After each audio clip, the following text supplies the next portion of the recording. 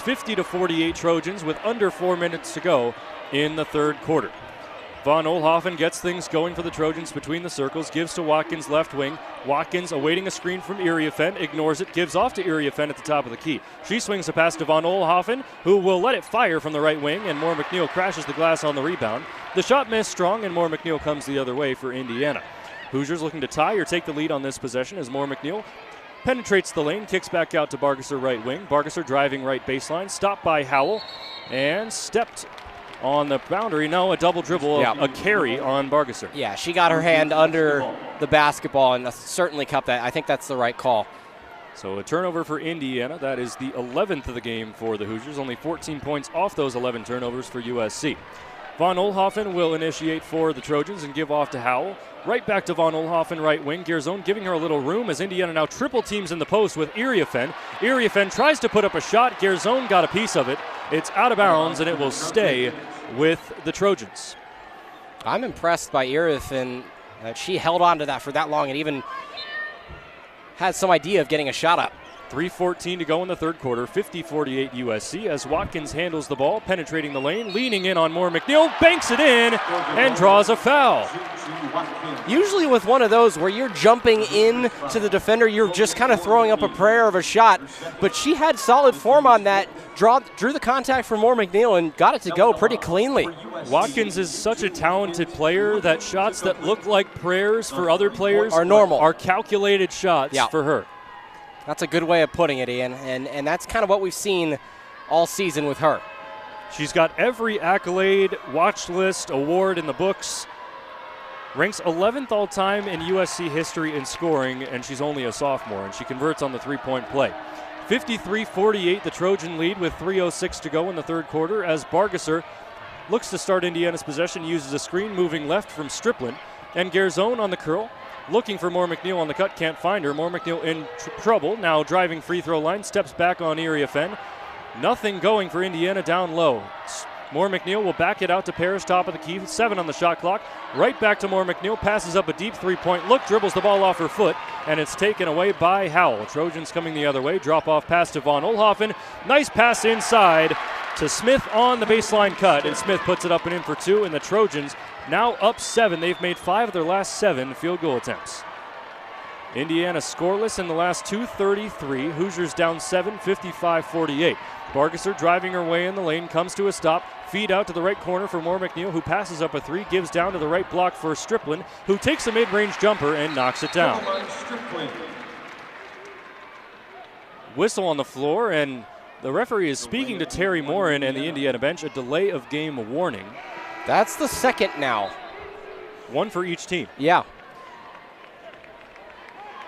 55-50 is the USC lead in the quarterfinals of the 2025 TIAA Big Ten Women's Basketball Tournament. Top-seeded Trojans against the 9-seeded Hoosiers, and the Trojans trying to escape this one, only leading by 5 with 2:05 to go in the third. Ian Plaskoff, Nick Rodecap with you here on WIUX Sports. We'll get back to the baseball as Devin Taylor will lead off the bottom of the fourth with Indiana leading 7-3. Caden Aoki still out on the mound for the Trojans, 70 pitches deep. He's given up 9 hits, 7 runs, all of them earned, and the first pitch of the frame laced through the right field gap, and Devin Taylor has a leadoff single. You know, it feels like everybody knows Devin Taylor because he hits bombs, but he's perfectly content, you know, going 2 for 3 with 2 singles. I think that's fine by him. And once you kind of become a known commodity, I think the way pitchers attack you is so much different. It's not always about, you know, hitting a ball 450 feet, although just the threat of that is enough to make pitchers approach you differently. Well, there's a guy that can do it up to the plate right now, Corbin Dickerson, who hits the ball over 110 miles an hour more times than most. And he gets a bunt down the third base line. The throw across is in time from Hedges. And, well, we're talking about 110 mile an hour home runs, and squares a bunt down the third base line to advance Taylor to second. That's team ball. Yeah, and that's something that Indiana hasn't done a lot of prior to this year. Usually Indiana relies on extra base hits and home runs to score But Dickerson had that RBI ground out back in the first, and here a sacrifice bunt to move Taylor into scoring position for somebody who's just as dangerous in Jake Hanley. Jake Hanley 2 for 2 in this game with a single and a 2-run double. Also had a 2-run homer back in game 1. Takes a breaking ball down in the dirt for ball 1. The freshman has his batting average up above 400 at 406. He's homered 5 times, driven in 26 runs this year. A great freshman campaign. And takes outside again, a changeup this time at 81. Aoki down in the count, 2 balls and no strikes. He's only walked 2 batters all year long. And if you're Hanley, that probably tells you, hey, you're going to get something to hit. He has pitched to contact in this game, Aoki has, but staying out of the zone on the outer half. 3-0 now, the count to Hanley. You wonder if maybe he's pitching around him to set up the double play that would potentially end the inning. Joey Bruncheski is in the on-deck circle if that is to happen.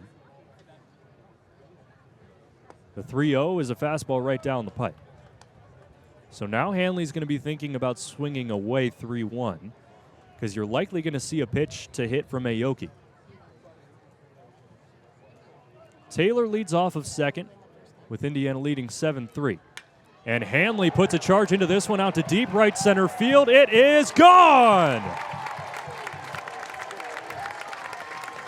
Well, he got a pitch to hit on a 3-1 count, and he sent it a long way. Indiana leads 9-3 on the 2-run bomb from Hanley. He's 3 for 3 with a single, a 2-run double, and a 2-run homer. You know, Ian, it's really funny because 2 weeks ago, Indiana played Ohio State. I was on the call for that game on Big Ten Plus. Hanley hit his first 2 career homers. After the game, we talked to Jeff Mercer, and he said one of the problems with a young guy hitting homers is that when you start hitting them, you fall in love with hitting them, and sometimes you start swinging for the fences. But that's not been the case for Jake Hanley. Leading the team, you talked about him hitting over 400, and today, 3 for 3, 2 extra base hits, 4 RBIs. He's producing in so many different ways, and he's become just as dangerous as anybody else.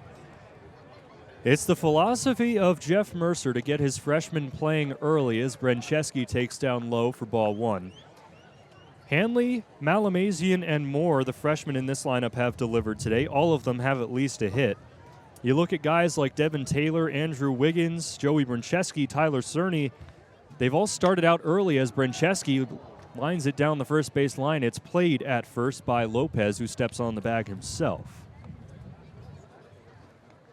When you have hitters who are comfortable hitting at younger ages of their college career, it helps you develop into the later stages. But when you're able to produce like Hanley has, it takes it to another level. And for Hanley, it's kind of scary for opposing pitchers because, you know, if you're in college, you've got to be here for at least 2 years or 3, depending on your birthday. So he's not going away anytime soon, and that's great if you're Indiana, not so great if you're on the other side. So in steps Tyler Cerny with 2 down, nobody on, and takes the first pitch fastball for a strike. Cerny again had the long injury timeout after the hard slide from Jack Basir at second, got him on the arm, his left arm, his glove hand, but he decided to stay in the game, and he flies one into right field. Not deep enough, just about 10 feet in front of the warning track. The catch is made by Basir, the man who slid into Cerny at second, and Cerny ends the frame, but not before Indiana tacks on 2 more on the 2-run shot from Jake Hanley. 9-3 Indiana after 4 on WIUX Sports. From 38, on the way, and it is no good, and the drought is Amid the whirlwind of emotions within the last 16 seasons of Indiana University football, there have been 2 constant voices. One, of course, being the great Don Fisher. Here's the kick. He's got the leg into it. If it is good, and it is! The other? Welcome back to Crimson Cast. Welcome back to Crimson Cast. Welcome back to Crimson Cast. Welcome to Crimson Cast. Welcome to Crimson Cast. Welcome to Crimson Cast Live. Director of the sports media program at IU and lifelong Indiana football fan Galen Clavio has kept the content coming with over 1,200 episodes of Crimson Cast. Clavio and his co-host Scott Caulfield have continued to make Crimson Cast the go-to podcast spot for IU football fans since 2008. To me, just being there and being a part of the fan experience around football and being able to honestly and legitimately say we've been doing it longer than anybody else on the podcast front means a lot. because it became you kind of become part of the culture around what's going on with the team, and I think that's a really cool place to be. Clavio's connection with IU football goes back further than just 2008. I've been going to games since the 1980s. It was probably the sport that my dad was the biggest level of fan with IU. I've been to road games, home games. I've traveled with the team. I've had season tickets for 15 years, and I've podcasted about them for longer than that. So I would consider it to be a pretty deep fandom. Of course, with Indiana football being the losingest program in Division I football history, the fan base and the podcast have lacked some motivation over the years. It became a matter of habit. It was something that kept us busy during the early fall and then the late fall while we turned over to basketball. And, occasionally you'd have those games where it made it all worth it, where they would make a bowl game or they would beat Purdue or something like that. So there were just enough moments that made it decent enough to continue on doing that. I didn't feel bad about doing it. Indiana is 11-1. The fever dream continues, Scott. An absolute complete destruction of Purdue. There's almost not words to describe how one-sided that game was last night. It's safe to say the 2024 Indiana football season provided more of those special moments than anyone could have imagined. With new levels of interest, fans needed a place to go for information and conversation, and Crimson Cast was right there waiting for them. It's something that Clavio and Caulfield didn't necessarily see coming. It's been wild. That's the best adjective I can give you is wild. Like the audiences have grown between 5 and 10 times what they were in previous years. There's that much interest. The new era of Indiana football has brought on a new era of Crimson Cast, both of which are taking some time to get adjusted to. It's created this weird situation where I am really recognizable everywhere I go, which I never thought would happen. Like when you're podcasting for years and nobody even listens, you never think at some point I'm going to be walking down Kirkwood Avenue or walking into a football stadium and people are going to want to stop me and say, hey, love the podcast. That was never on the cards. I've had to learn a lot in a short period of time about how to interact with fans and how to talk with them and understand that, for me, I just go and talk on the podcast. For them, they're listening and they form what's called a parasocial relationship where, they hear what you say, they interpret what you mean, they want to talk with you about things. So I really enjoy that. With the newfound optimism within the IU football fan base following this season, new fans continue to join the conversation. Clavio has become a key part in bringing this growing community of Hoosier fans together, one podcast, conversation, or social media post at a time. Good morning, Hoosier Nation. We're live here from the top of the Tuttle Garage in Columbus, Ohio. Alex Paul. For IU Sports Media, I'm Ian Plaskoff. It's Game 4 of the World Series, and the Dodgers are looking to do a little bit of cleanup work and bring out the brooms in the Bronx. Let's head out to Yankee Stadium. Yankee fans rowdy trying to will their team on and stay alive for one more night, but the Dodgers looking to bring home some hardware. Freddie Freeman starts this one out with a bang, visits the short porch with a 2-run shot in the top of the first, and the Dodgers jump out to a quick 2-0 lead. Freeman has homered in 6 straight World Series games. Gleyber Torres flies one down the right field line. This one's interesting. Mookie Betts ranges over, looks like a routine play, makes the grab, and then the commotion begins. The ball pops out. Let's see what happens. Betts still arguing. You look up, 2 Yankee fans here. Hey, I'll get the glove. You get his hand. I'll get the ball. It's a beautifully orchestrated plan, and the result is an ejection from Yankee Stadium for life.